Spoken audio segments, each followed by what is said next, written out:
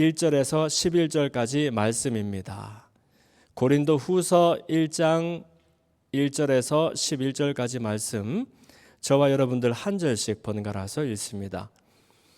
하나님의 뜻으로 말미암아 그리스도 예수의 사도된 바울과 형제 디모데는 고린도에 있는 하나님의 교회와 또 온 아가야에 있는 모든 성도에게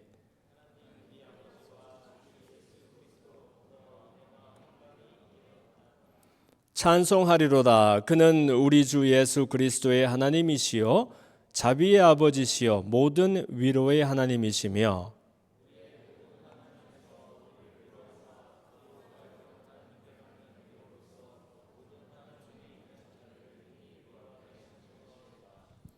그리스도의 고난이 우리에게 넘친 것 같이 우리가 받는 위로도 그리스도로 말미암아 넘치는도다.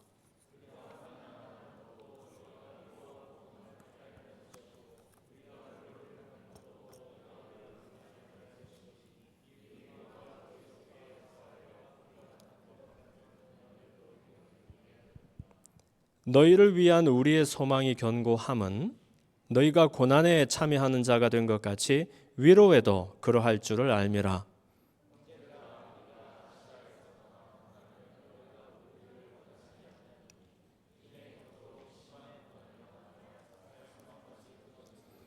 우리는 우리 자신이 사형 선고를 받은 줄 알았으니 이는 우리로 자기를 의지하지 말고 오직 죽은 자를 다시 살리시는 하나님만 의지하게 하심이라.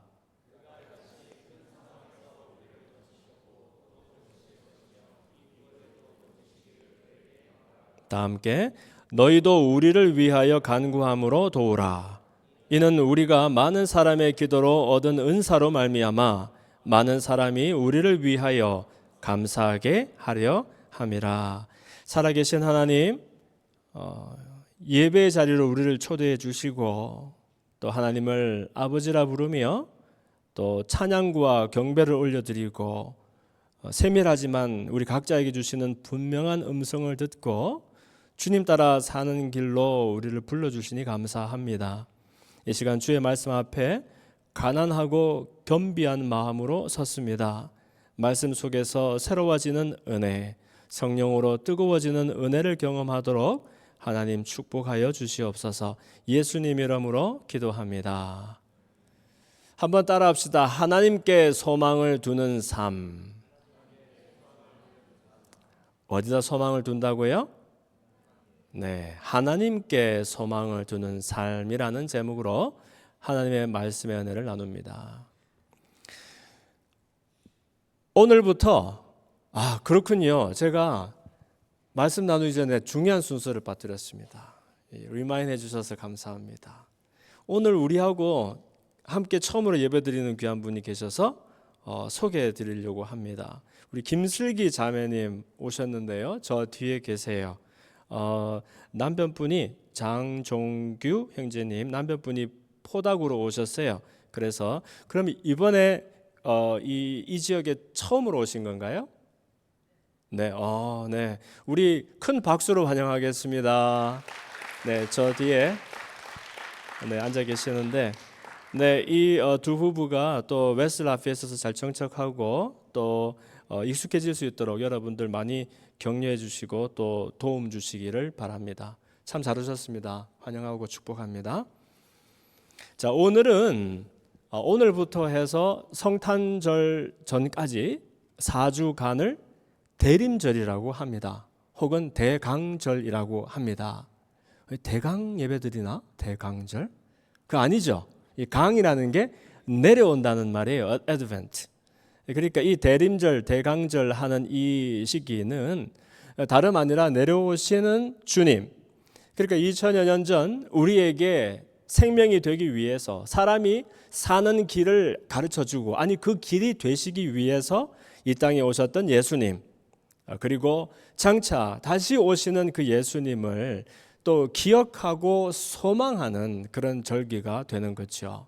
그래서 이제 오늘부터 여기 왼쪽에 있는 여러분에게 오른쪽이네요. 이 촛대에 불을 밝히면서 첫 번째 주 오늘은 이제 소망에 대해서, 또 다음 주에는 평화에 대해서, 그 다음 주에는 기쁨에 대해서 그 다음 주에는 사랑에 대해서 우리가 주님께서 주시는 진정한 종류의 사랑과 평화와 기쁨과 사랑을, 처음에 사랑이라 그랬네요. 소망과 평화와 기쁨과 사랑을 우리가 기억하고 또 감사하고 또 우리 삶 가운데서 살아드리는 그러한 절기가 되겠습니다. 이제 마지막 성탄절이 되면 이제 가운데 흰색 초에 주님을 상징하는 이 불을 밝히고 성탄의 기쁨을 공유하게 되는 거죠. 그래서 오늘은 이제 소망에 대해서, 근데 소망이라는 것이 사실 모든 사람들이 소원과 소망을 가지고 살아가거든요. 근데 오늘은 특별히 하나님께로부터 오는 소망, 우리가 하나님께 소망을 두는 그런 삶은 어떤 것인지 함께 살펴보았으면 좋겠습니다. 사람은 오늘의 형편과 처지로 살아가는 존재가 아닙니다. 내일의 꿈과 소망으로 살아가는 존재입니다. 무슨 말이냐 하면 사실 오늘의 형편과 처지가 좋아야 우리가 좋고 즐거운 거예요. 우리가 힘들어도 오늘의 형편과 처지가 힘들어서 힘든 것이죠.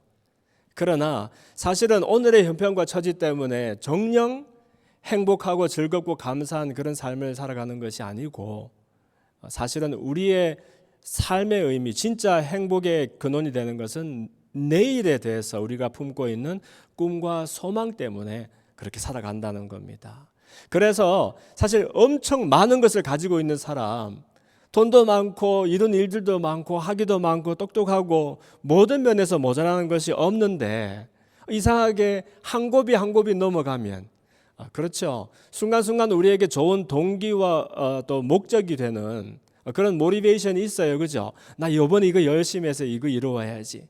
이번에 난 저거를 해가지고 큰 어떤 수확을 거두어야지. 이런 이제 소원으로 살아가는데 이상하게 그것을 못 이루거나 아니면 이룬 다음에도 사실은 헛헛한 것이 여전하고, 그럼 그 너머에는 뭐가 있지?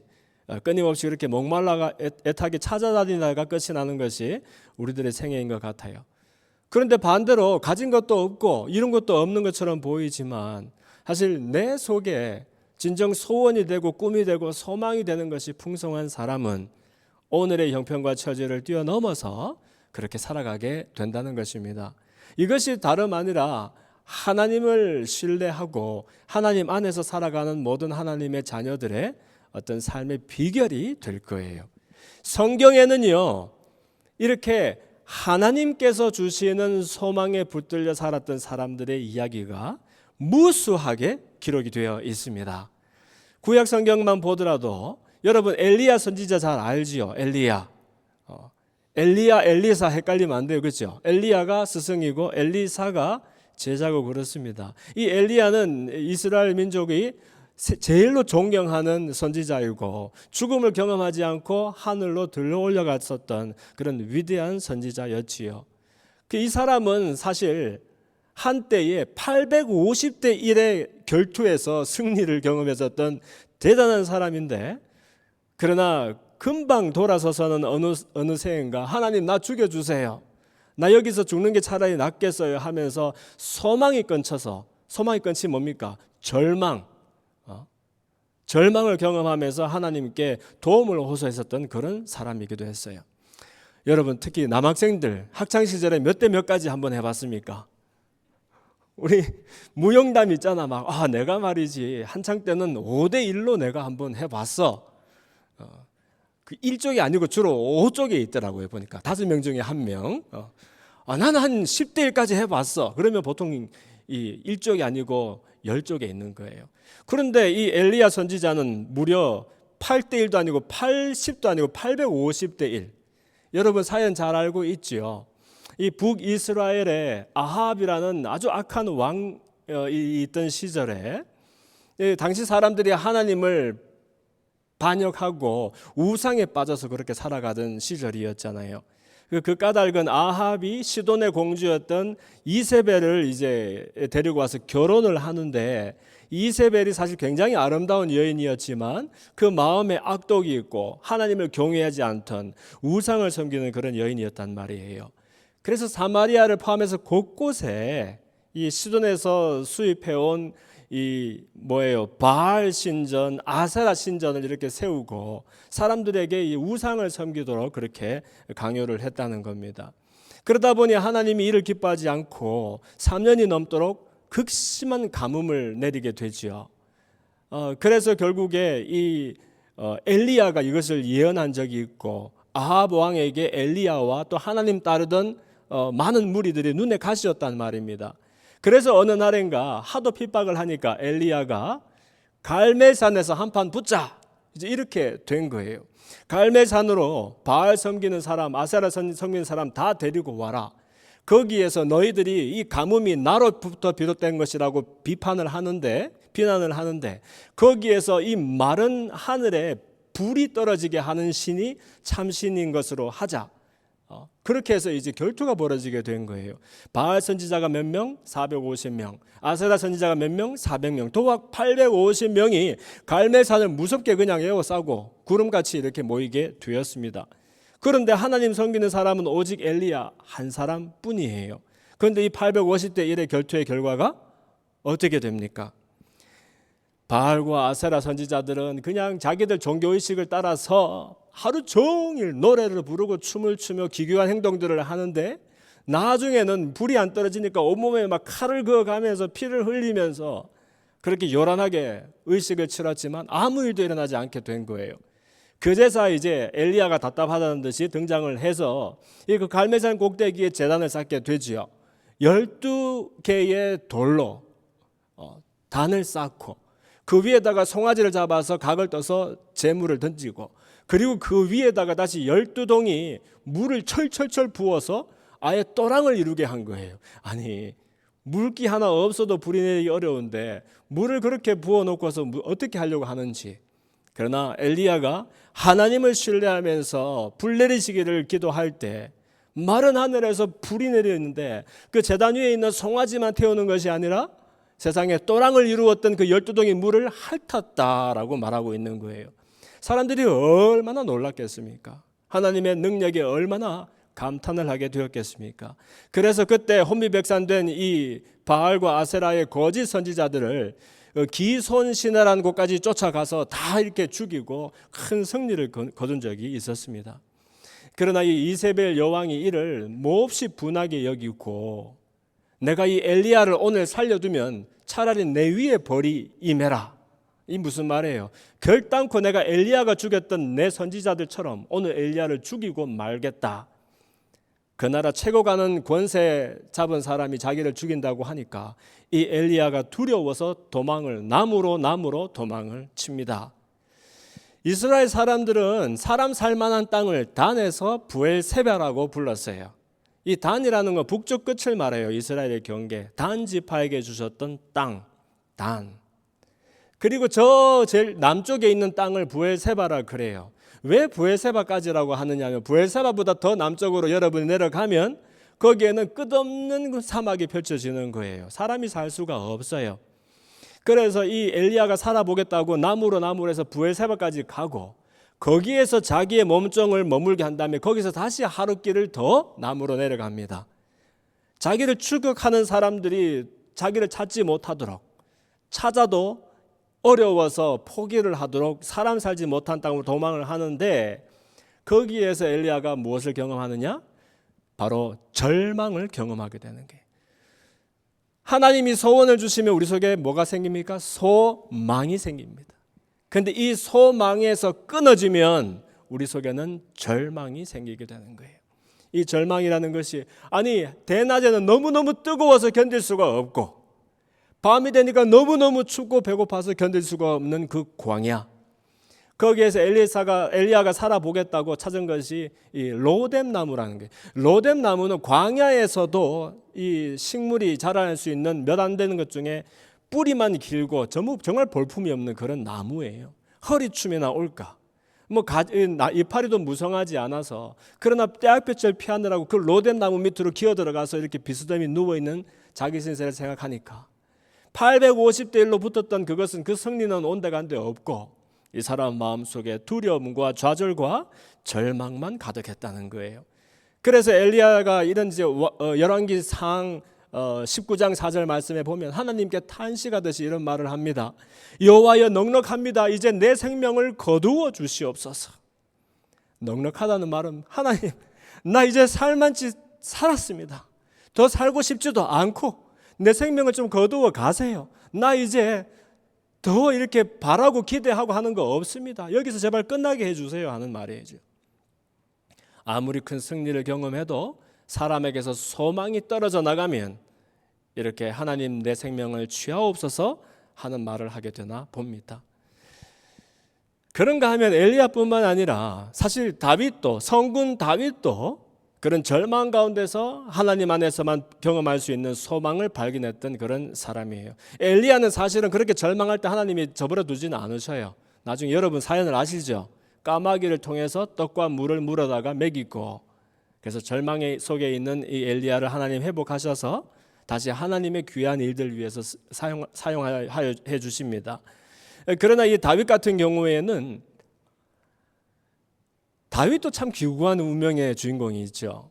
다윗은 사실 소년 시절에 사울 다음으로 이제 왕노릇 하겠다고 사무엘이 기름을 부었던 사람이에요. 이스라엘 백성들이 눈에 안 보이는 하나님 섬기기가 너무너무 싫고 어려운 거예요. 뭘 보이면 만지고 잡고, 우리는 그런 데 익숙하잖아요. 안 보이면 그만 우리가 믿어지지가 않고 마음이 자꾸 멀어지고 그렇잖아요. 그래서 우리에게도 우리를 다스릴 왕을 주십시오.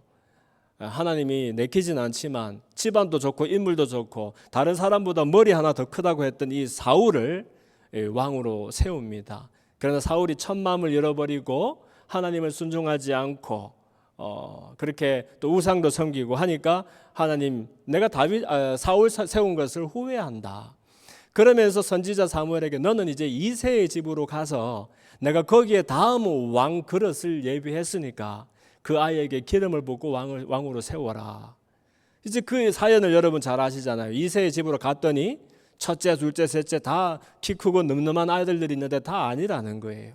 집안에서도 기대를 주지 않고 사실 몇 안 되는 아버지의 가축들을 데리고 들판에서 이 짐승을 치고 있던 목동 소년 다윗, 그 아이에게 이제 하나님이 사무엘에게 기름을 붓고 왕으로 삼으라라고 말씀을 했다는 거죠. 그런데 기름을 붓지를 말든지 기름까지 부어놓고 넌 다음에 왕이 될 거야 라고 말은 들었는데 그 일이 이루어져요? 안 이루어져요? 안 이루어져요. 무슨 왕은 무슨 왕이에요. 사실은 이 다윗이 놀라운 일들 많이 하거든요. 소년 시절인데 형들 따라서 전쟁터에 갔다가 블레셋 장수 골리앗, 육척 장수예요. 블레셋 장수를 만나고서 의분에 차가지고서 그냥 돌파매질로 이 골리앗을 때려 눕히기도 하잖아요. 그런가 하면은 이 하프, 수금을 잘 켰대요. 그래서 정신병에 걸려있는 이 사울 왕에게 음악을 이렇게 연주해주고 그 병을 치료해주기도 했었던 다윗. 이 사울 왕이 다윗을 예뻐해가지고 나중에 사위로 삼죠. 사위로 삼고, 그러나 남도 아니고 장인으로부터 시기와 질투를 받아가지고서 평생을 이 죽음의 위협을 느끼면서 도망을 치며 살아야 했었던 이 다윗.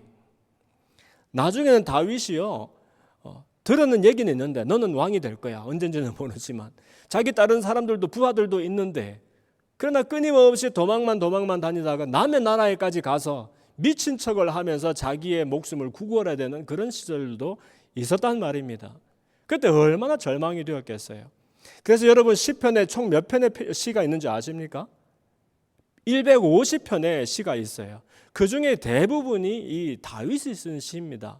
그리고 나머지 상당 부분을 모세가 쓰고 아굴이라는 사람이 쓴 시도 있고 하지만, 근데 이 다윗의 시들을 보면 마음이 그냥 절절해서 그냥 차마 읽을 수가 없는 시들이 너무 많아요. 하나님 어디 계십니까? 왜 내 소원을 들어주지 않습니까? 내가 사망의 음침한 골짜기 가운데 있는데 왜 나를 외면하십니까? 그러나 그런 가운데서도 많은 시들이 결국에 마지막에 가면, 그러나 내가 절망 가운데서도 하나님에게서 소망을 놓지 않고 신실한 하나님을 신뢰하고 의뢰하며 믿음으로 살겠다는 그런 고백들이 많이 나오게 됩니다. 시편 62편 5절 말씀도 보면은 이 정말 유명한 찬양으로 이렇게 누가 불렀던데, 나의 영혼아 잠잠히 하나님만 바라라. 대저 나의 소망이 저로 쫓아서 나오는도다. 이 찬양이 있죠. 나의 영혼아 뭐죠? 잠잠히 하나님만 바라라. 그 다음 뭐죠? 나의 소망이 저에게서 나는 도다. 이런 말 있잖아요. 사람에게서 안 난다는 거예요. 소망이 사건과 조건과 환경에서 안 난다는 거예요. 우리는 사실은 내가 좋은 사람 만났으면 좋겠다, 누가 나를 도와주었으면 좋겠다, 내가 지금 하는 일이 잘 풀렸으면 좋겠다, 내가 지금 바라고 꿈꾸는 이 일이 잘 되어서 나에게 낙이 되었으면 좋겠다, 계속해서 뭘 붙들고 그것을 쫓아서 살아가는데, 사실 그 붙드는 게 있어서 지금까지 살아온 게 아니에요. 여러분, 학위도 이루고 연구도 이루고 시집장가도 잘 가고 좋은 직장도 얻고 건강도 하고 하여튼 여러 가지 붙들면서 한 몇 개쯤 붙들고 있지, 우리가 한 10대 개씩 붙들면서 막 오늘도 그 낙으로 살아왔잖아요. 근데 다윗이 살아보니까 그게 잠시 낙은 되지만 진정한 영원한 낙이 안 되더라는 거야. 진짜 소망은 하나님에게로부터 온다. 그러니까 나의 영혼아 할 때 이 나의 영혼 누구예요? 다윗이 다윗에게 말하는 거예요. 내 영혼아 뭐라고요? 잠잠히 입 열지 말라는 거예요. 그것이 무엇이 칭찬이든 아니면 무슨 탄식이든 입 열지 말라는 거예요. 그저 하나님만 바라라. 왜냐하면 그분에게서 나의 유일한 소망이 나오기 때문이다. 시편 146편 5절 말씀도 야곱의 하나님으로 자기 도움을 삼고 여호와 자기 하나님에게 소망을 두는 자 복이 있다, 이런 말을 해요. 이 무슨 말이에요? 야곱의 하나님으로 자기 도움 삼고, 사람으로 도움 삼지 말고, 교회로 도움 삼지 말고, 자기 배경, 집안, 자기 하는 학식으로 도움 삼지 말고 하나님으로 도움을 삼고, 여호와 자기 하나님에게 소망을 두는 자, 소망을 두되 어디 둔다고요? 오늘의 형편과 처지에 두지 않고 하나님에게 소망을 두는 자에게 진정한 복이 있다라는 말을 했던 것이죠. 그래서 여러분에게 혹시 내가 원하는 일이 잘 되지 아니하고 내가 바랬던 일이 차마 이루어지지 아니하고 이상하게 사방이 우기삼을 당한 것 같이 끊임없이 환난과 고난과 나를 찌르는 어려운 일들을 만날 때에, 그럴 때마다 사실 내가 경험하는 이 어려운 일이 나를 주저앉히고 나를 가라앉히려고 주어지는 것이 아니라, 그렇구나, 내가 소망을 품되 엉뚱한 데 소망을 두어서 이런 낭망을 경험하는구나 하는 것을 깨닫게 되었으면 좋겠어요. 소망은 어디서 온다고요? 위로부터 오는 거예요. 사방이 동서남북이 다 우겨쌈을 당한 것 같이 도무지 길도 없고 문도 없고 담밖에 안 쳐진 것 같은 그런 상황 속에서 그러나 하나님은 왜 담을 쳐주신 거예요? 이 활짝 열려 있으니까 온 데 쓸데없는 데다 쳐다보느라 정신이 없더란 말이야. 담을 쳐놓고 어디를 보라는 거예요? 고개를 들어 위를 보라는 거예요. 소망은 오직 위로부터 내리는 것이죠. 그래서 이사야 선지자에게 하나님 주신 말씀이 있어요. 이사야서 41장 10절 말씀은 뭐라 그래요?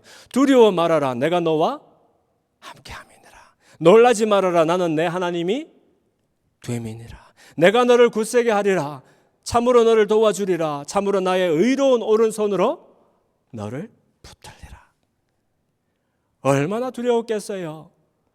이 바벨론이라는 큰 제국이 이스라엘을 삼킬 때 세상에 이스라엘의 왕 앞에서 그 왕의 왕자들은 두 눈을 뽑아버렸단 말이야.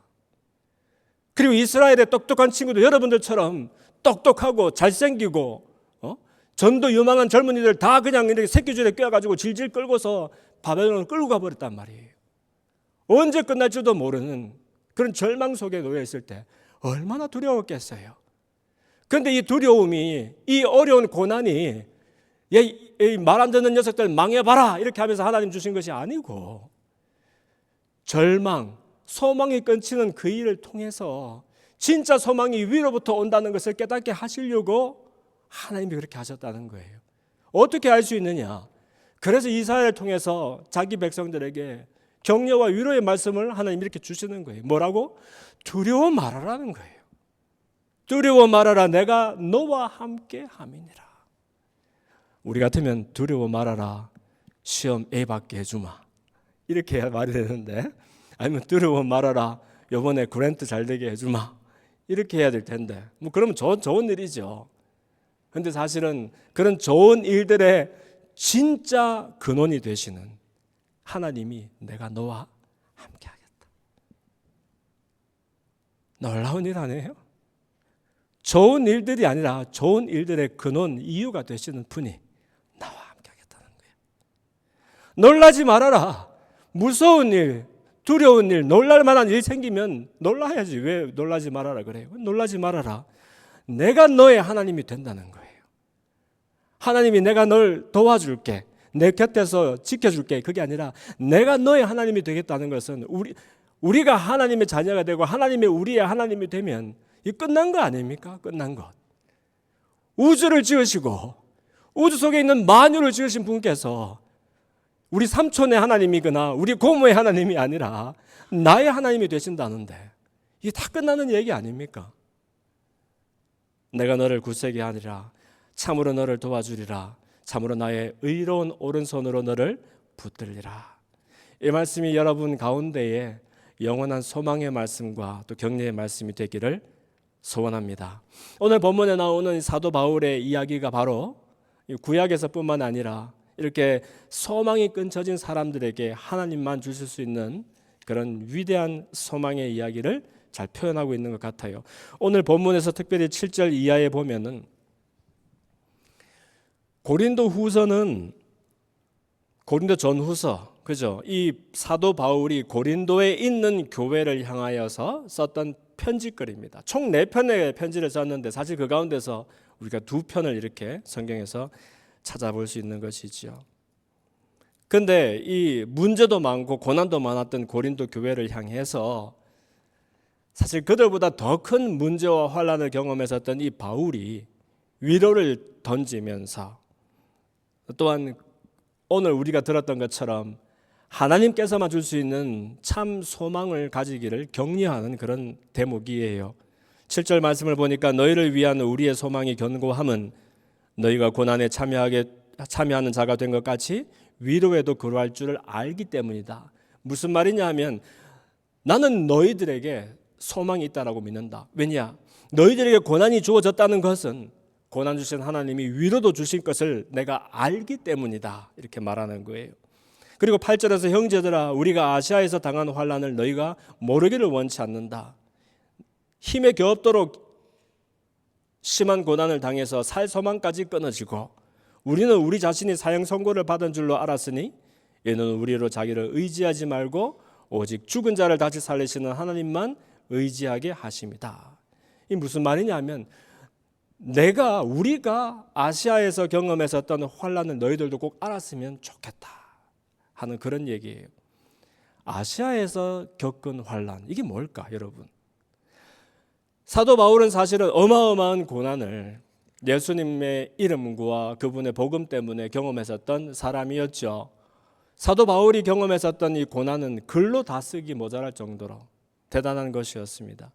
고린도 후서 11장 24절에 보면 그래서 바울이 자기가 경험한 일을 이렇게 말하고 있어요.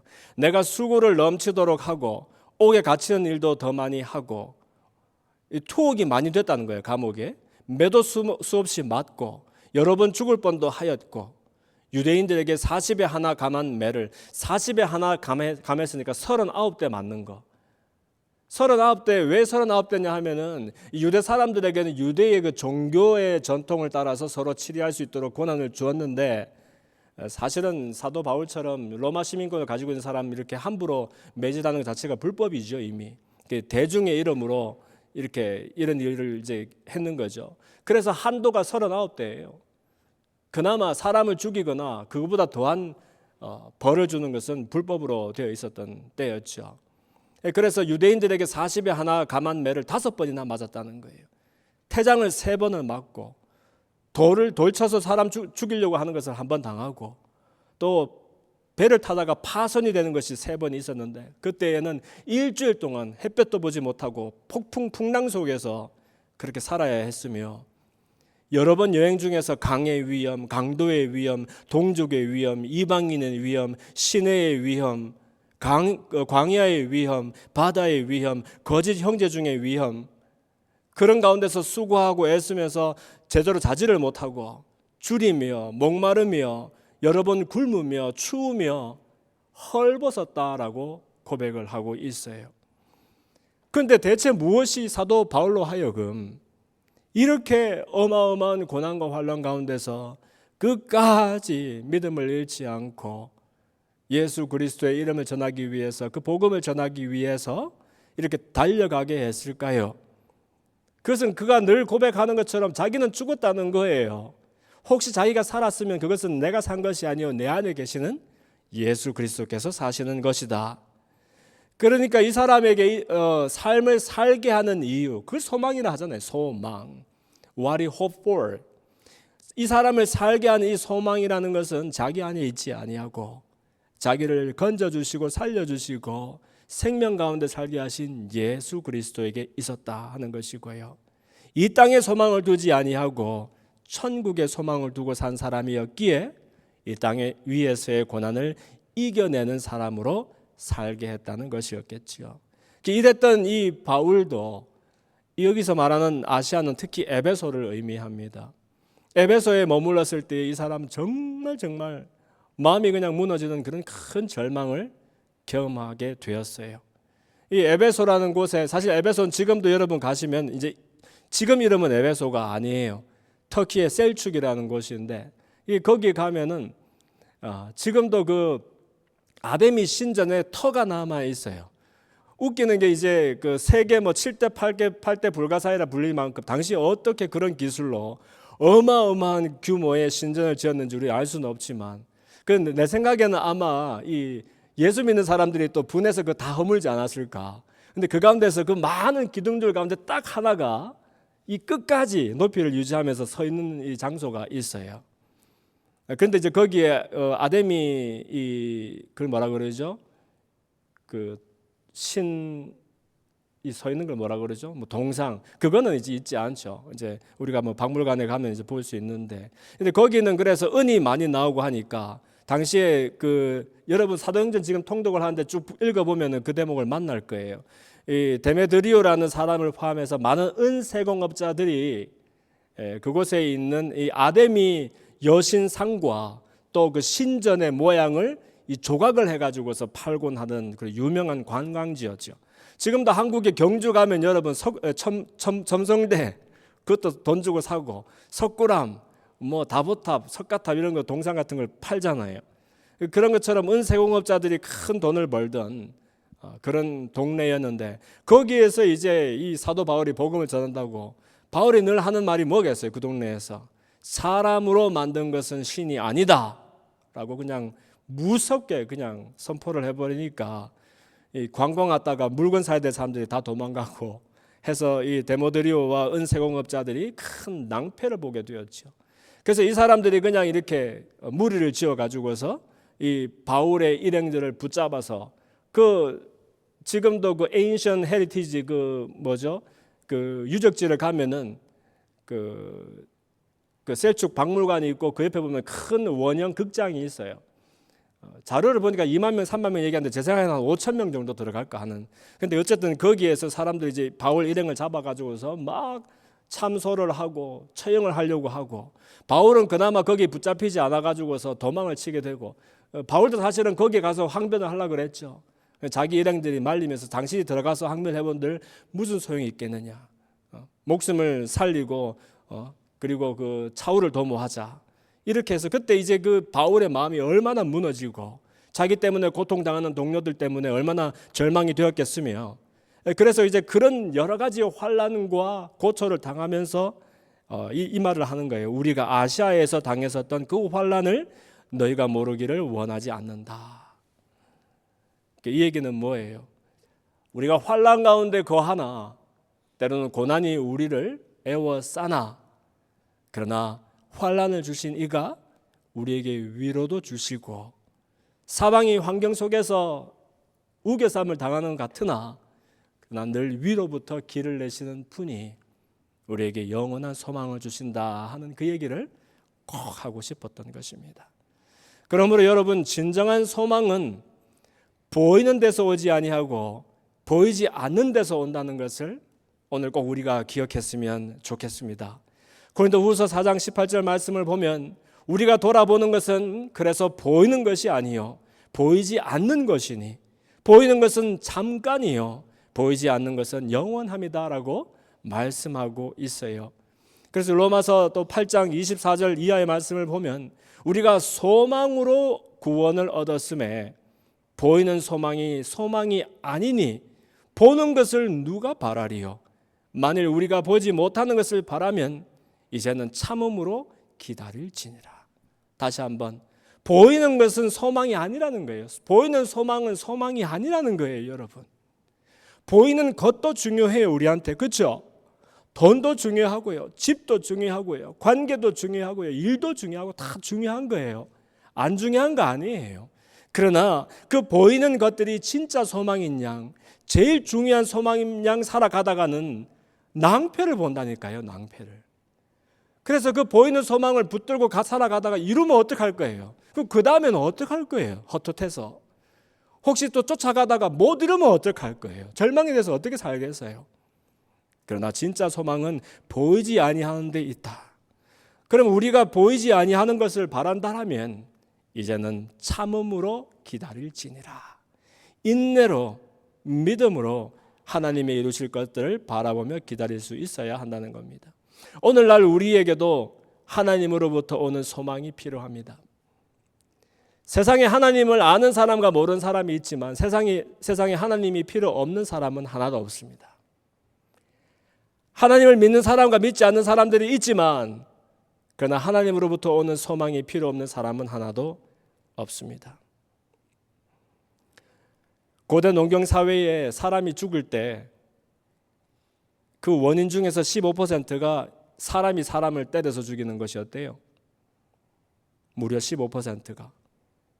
20세기 접어들면은 그 15%가 5%로 줄어듭니다.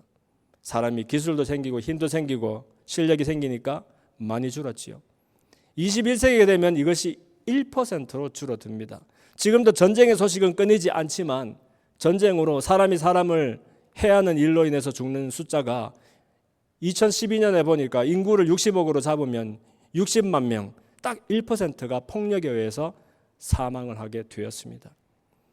그러나 여러분, 그렇다고 사람이 사람을 해야 하는 것만으로 죽는 것이 아닙니다. 오늘날 보면 60만 명보다 훨씬 많은 80만 명이 절망 속에서 우울을 경험하면서 자살로 죽어가고 있습니다. 그리고 그보다 2배나 많은 150만 명이 당뇨로 죽어가고 있습니다. 어떻게 보면 옛날에 고대 농경사회에 썼었던 몽둥이보다 아니면은 과거에 썼었던 이 화약과 총보다 설탕이 더 무서운지도 모르는 시대를 살아가고 있는 것이죠. 세상에 하나님이 필요 없는 사람은 아무도 없습니다. 그리고 진정한 소망은 오직 위로부터만 옵니다. 영원한 소망으로 오시는 주님을 기다리는 그런 대림절 절기가 되었으면 좋겠어요. 그리고 대림절 첫 주를 보내면서 특히 보이는 것에 두지 아니하는 소망, 그리스도로부터 오는 진정한 소망으로 충만한 여러분들의 생활이 되었으면 좋겠습니다. 말씀을 생각하면서 우리 또 성찬을 준비하면서 함께 합심해서 기도합시다. 기도할 때 하나님, 좋은 일들 주신 것 감사합니다. 그러나 때로는 어렵고 고난이 되는 일들도 우리에게 허락하신 것 감사하고 싶습니다. 그 까닭은 고난 주신 분께서 함께 우리에게 소망을 주시는 줄 알기 때문입니다. 보이는 것에 소망을 두지 않고 보이지 않는 천국의 소망을 두며 나에게 생명 주신 주님께 진정한 소망의 근거를 찾고 싶습니다. 또 성찬을 우리가 대하면서 주님과 내가 하나가 되어지는 것을 소원하면서 이렇게 합심해서 기도했으면 좋겠습니다.